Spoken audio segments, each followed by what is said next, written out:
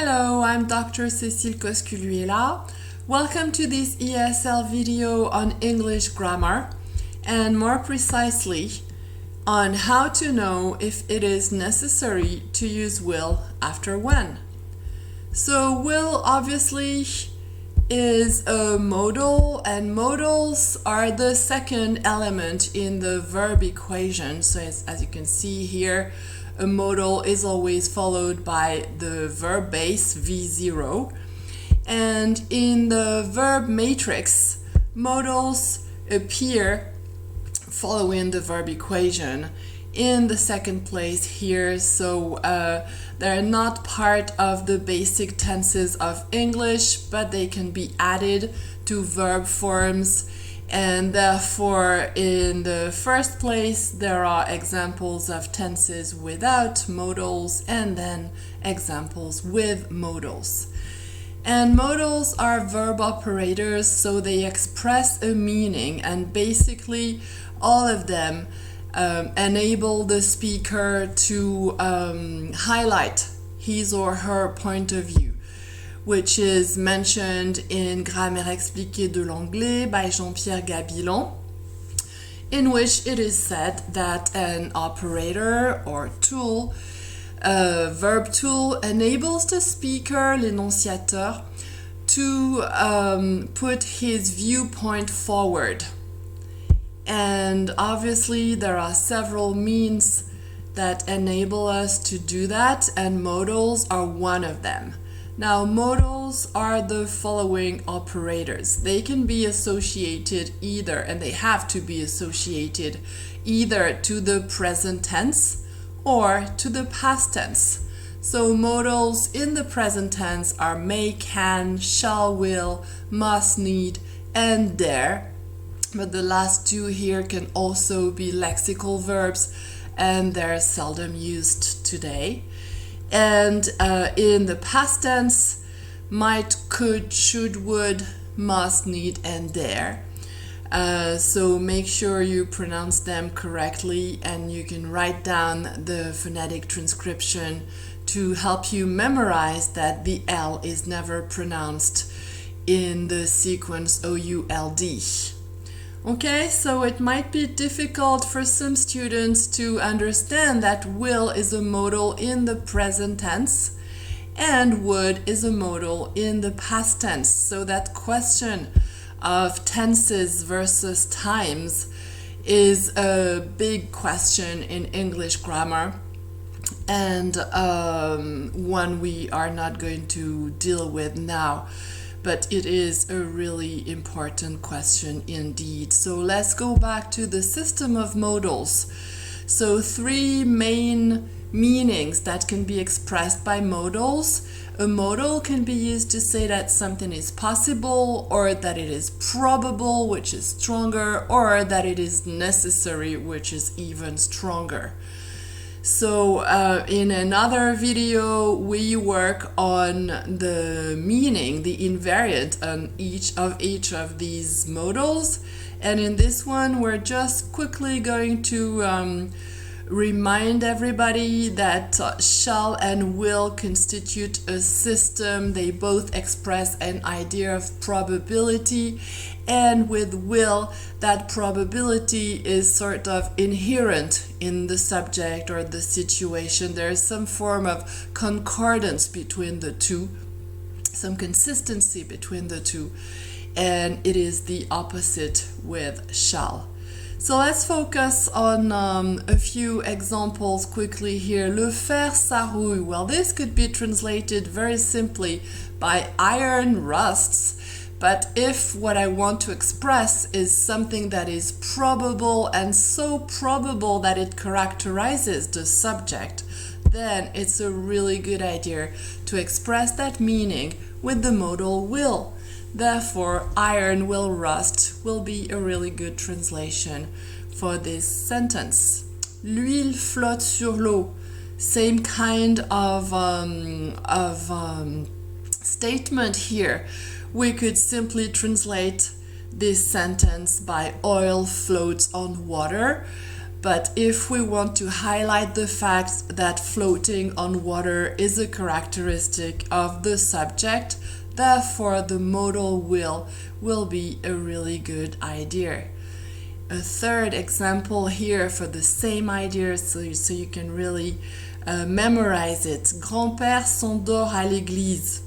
That could be translated by grandfather falls asleep at church, but then he does that all the time. So not only is it a probability, but it is something that characterizes the subject. And anytime I want to characterize a subject, it is a good idea to use the modal will. So you will find more examples of that type of situation in Jean-Pierre Gabilan's grammar book, and also so this is an example about actor Anthony Hopkins, and there's another really good one which is the story of the lost elephant, so take the time to read it because it's really enlightening. Let us go on to having a quick look at examples M, page 109, and Z, page 112 of Jean-Pierre Gabilan's Grammaire expliquée de l'anglais, so as to look at the difference between different cases in which we can find when or other such words that express a relationship between two clauses. So here in the first example, the verb that follows when is in the present tense, and in the second example it is also in the present tense, but VS, the present tense, is associated with the modal will. So the question that we're asking in this video is when followed by VS only, and when is when followed by the modal will in the present tense. So if we look closely at these two examples, we can see that before when there is a clause that we will call Y. So there's a first event, an event Y, and then there is when, and then there is a second event that we're going to call X, the fact of visiting Brussels here. And in this first sentence, what happens is that X is an event that triggers another event, the event Y.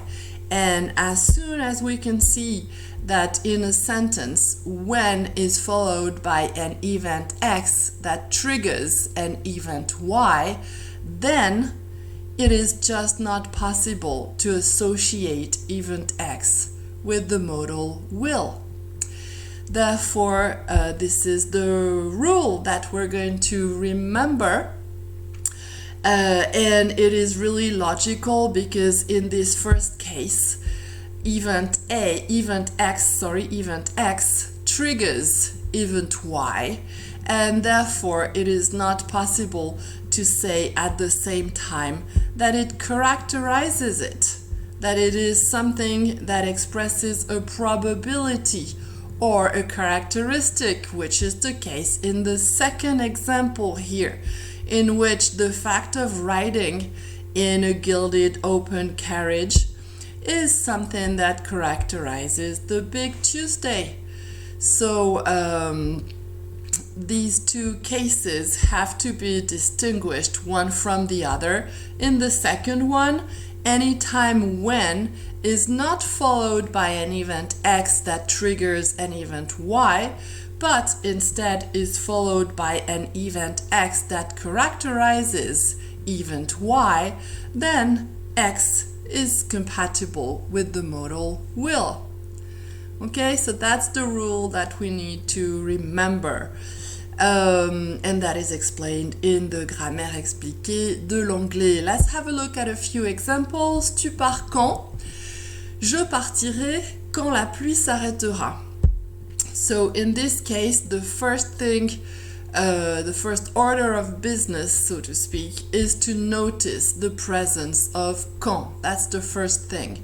as a methodical student, you need to open your eyes and look at what it is that you have to translate. So when will you leave? And then the question is quand, or when, or any other word that could be placed in between two clauses to create a relationship between them. So is quand followed by an event X that triggers an event Y? So that's exactly the rule that we've just looked at. Is when followed by an event X that triggers an event Y. And in that case, we can see that the fact that the rain stops triggers the fact that I will leave. Therefore, it is not possible to express la pluie s'arrêtera with the modal will, because that would express a characteristic and not something that triggers something else. Therefore, the translation will be I will leave when the rain stops. Next example. J'apprendrai à conduire dès que j'aurai 18 ans. So as I said, we could have when here. Dès que expresses the same kind of link between the two clauses, and almost infinite number of other words or expressions can be used here to make the transition between the two clauses. And the question is always the same. The method consists in seeing the fact that there is this linking word here and asking ourselves, well, is dès que followed by an event X that triggers an event Y? And the answer again is in the rule that we have been working on, and we can see that indeed the fact of being 18 is the necessary condition, is the event that triggers event Y. It is what makes it possible. Therefore, the translation will be I will learn how to drive as soon as I am 18. Je ne sais pas quand ma voiture sera prête.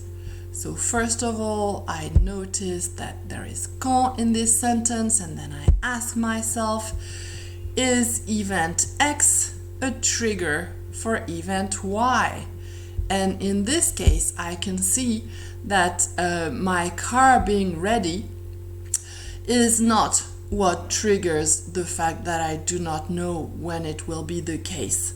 It is much more the what characterizes the thing that I do not know. And therefore, we're in the second case here.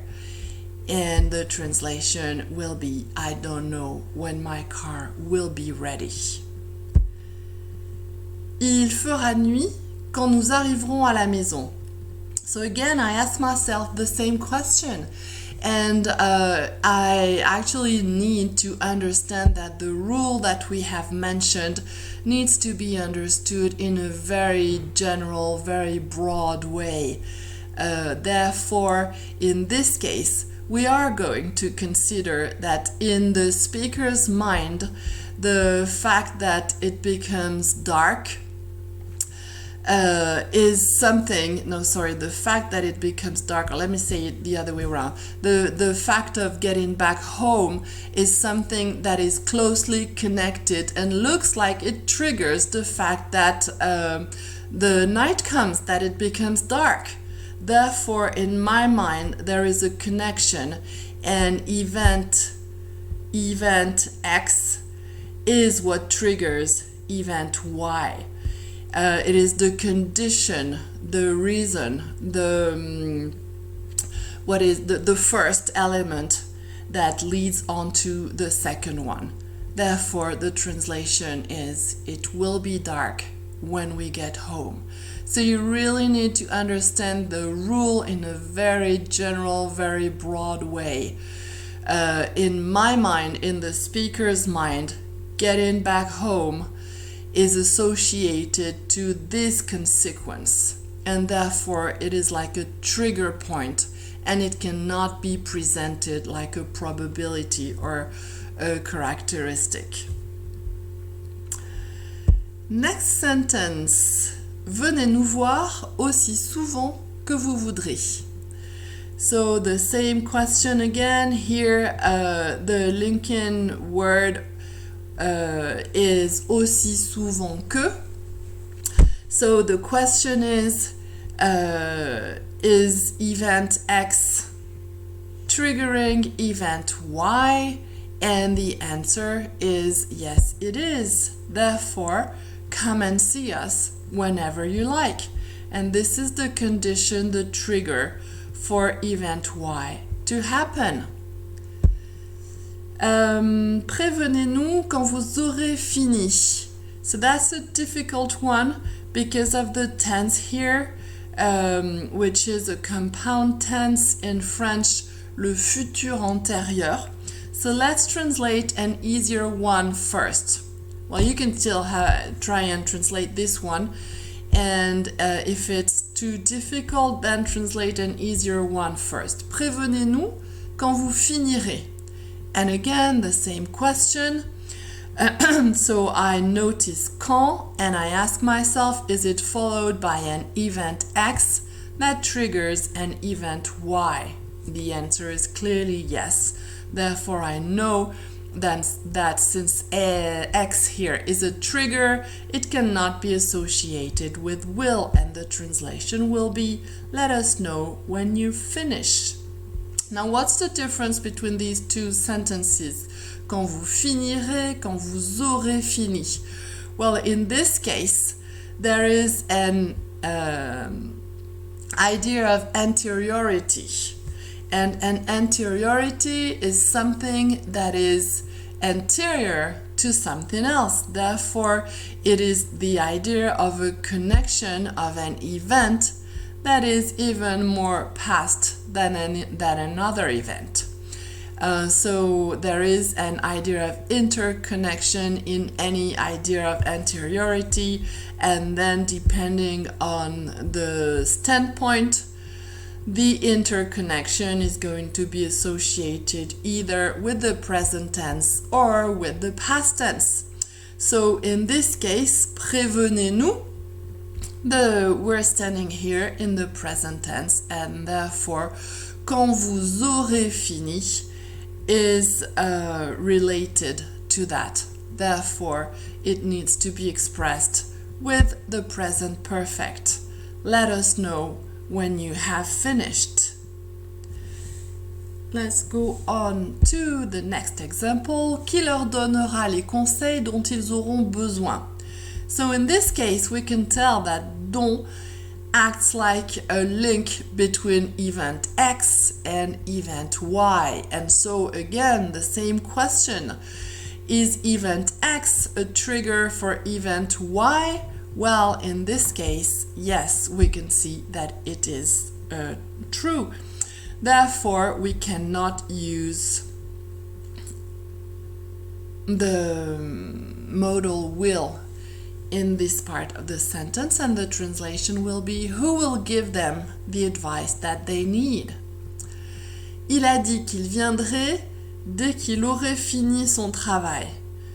So again, you can try and translate this sentence, and if it is too difficult, then what you can do is translate an easier one, like il dit qu'il viendra dès qu'il finira. So the first point is to see that there is dès que in this sentence, and then ask ourselves, is dès que followed by an event X that triggers an event Y? Is the fact of finishing one's work a trigger that triggers the fact that he comes? Which is what we have highlighted in the rule here, and the answer is clearly yes. Therefore, it's not possible to use the modal will in the second part of the sentence here. He says he will come as soon as he finishes his work. Let's go on to the next one. il dit qu'il viendra, so that's the same beginning, dès qu'il aura fini son travail, dès qu'il aura fini son travail. And what's the difference between the two? Well, this is le futur, and this is le futur antérieur. Therefore, there is again an idea of anteriority, which, as we have seen, is nothing but an interconnection and therefore implies the use of the perfect, so that the translation will be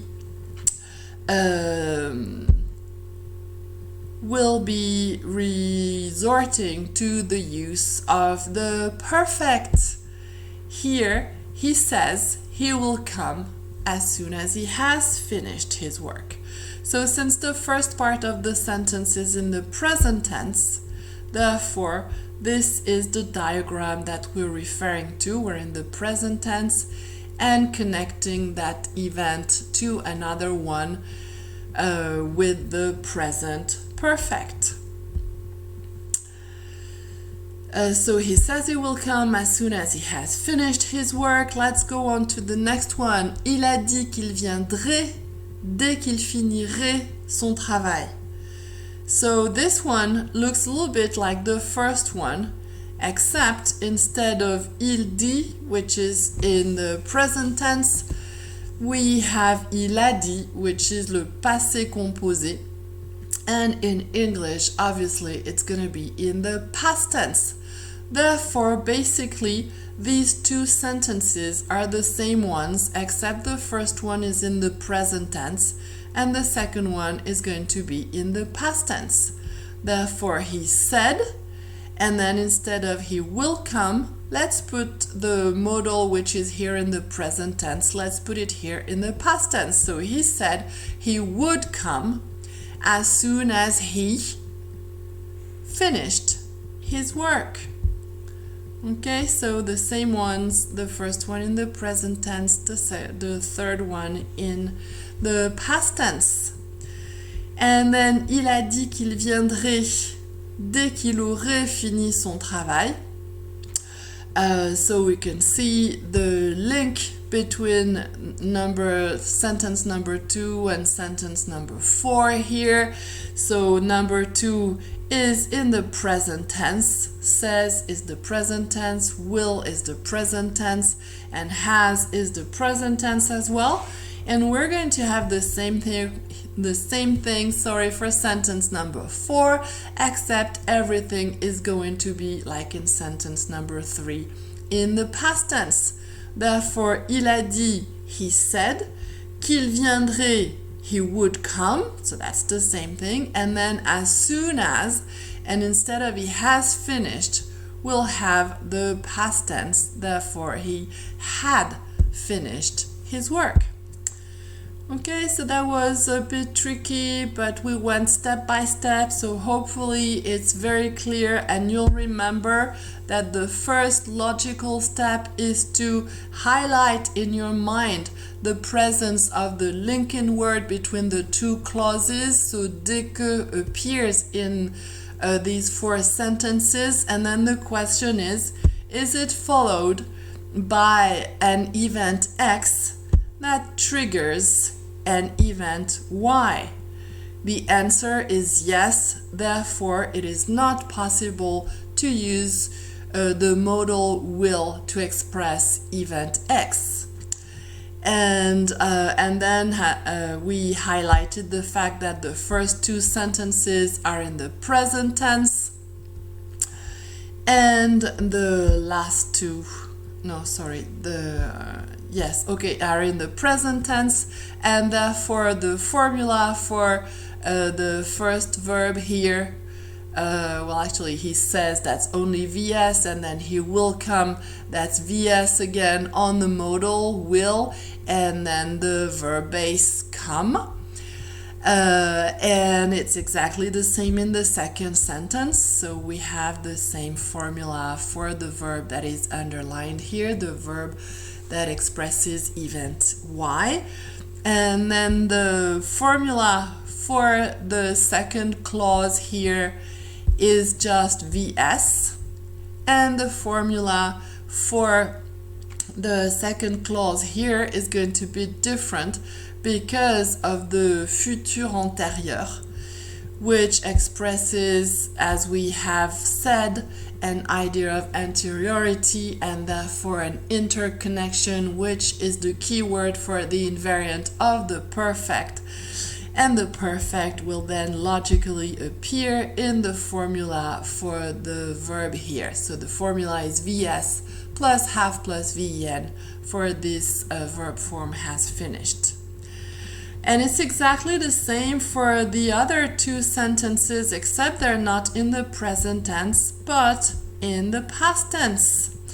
So the formula for the verb that is underlined here will be VED plus modal plus V0, and it's the same here. And then here we only have the past tense. And because of the idea of anteriority and the necessity of using the perfect, the formula for the last verb form here is VED plus have plus VEN. Okay, so let's go on to the next sentence. Now that's actually the one we were translating, but we looked at it in detail and used a few intermediary sentences to really understand what's going on to translate this sentence. So, il a dit qu'il viendrait dès qu'il aurait fini son travail, as we have seen, will be translated by he said he would come as soon as he had finished his work. The next one, nous nous demandions quand les premiers hommes atteindraient la Lune. So again, quand in this sentence and the question, is it followed by an event X that triggers an event X that triggers an event Y? And in that case, we can see that it is not the case, and therefore we wondered when the first man would reach the moon. And reaching the moon is what characterizes what we were asking ourselves, what we were wondering about. In Jean-Pierre Gabillon's grammar book, there are many interesting examples, and one of them is tell me when you are ready, and the difference between that sentence and tell me when you will be ready. So how do you understand the difference between these two sentences? Well, maybe we could paraphrase the answer that's given page 113 of the grammar book by saying that in the first case here, you tell me when or once you are ready. Okay, so once you are ready, you tell me. Whereas if you say tell me when you will be ready, it means tell me now when you think that you will be ready later on. Okay, so it is important to understand the difference between the two, and so we could say that in the first case, tell me now when you are ready. Then the fact of being ready is what triggers the fact that you tell me. Therefore, it is not compatible with the modal will. Whereas in the second case, tell me when you will be ready, you actually tell me now when you think this will be the case, and therefore being ready is what characterizes the thing that you tell me. Let's go on to nous resterons ici jusqu'au 15 août, date à laquelle nous partirons pour Dublin. So date à laquelle is another of those expressions or phrases that can be used to link two clauses, deux propositions. And in this case, we can see that leaving for Dublin is not an event X that triggers an event Y, and therefore it is possible to express it with will, or maybe, but we've not said much in this video about shall. Shall would be used if you just have no choice, that's the way it is. With shall do that is something that is being imposed on you. So it would sound a bit old-fashioned, I guess, and will is much more neutral and common today. Le jour viendra où vous le regretterez. So, où here is the little word that plays the part that links the two clauses here. And the question is always the same. So, does the fact of regretting something, is it an event X that triggers an event Y? Well, clearly this is not the case, therefore it is possible to express the second clause with the modal will. The day will come when you will be sorry for it, when you will regret it. Nous attendons avec impatience le jour où nous serons libres. So again, le jour où is a way to develop où, and therefore it is the same kind of way to link the two clauses. Is this event an event X that triggers the event Y that we have here? Well, we can see that it is not the case, and therefore it is possible to use the modal will or even the modal shall if, for instance, this sentence is produced, is uttered during the last World War, and so it's really not obvious and the probability needs to be imposed. So I guess that's about it for this presentation. The main point, as you remember, is that idea that anytime we see when or a word that can play a similar part in a sentence, we need to ask ourselves, is it followed by an event X that triggers an event Y, in which case it's not possible to express X with the modal will. And if it's not a trigger for another event, then it is possible to use the modal will. Okay, so I hope this video has been useful. I thank you for your attention. I'll see you in the next video, and in the meantime, I wish you all the best.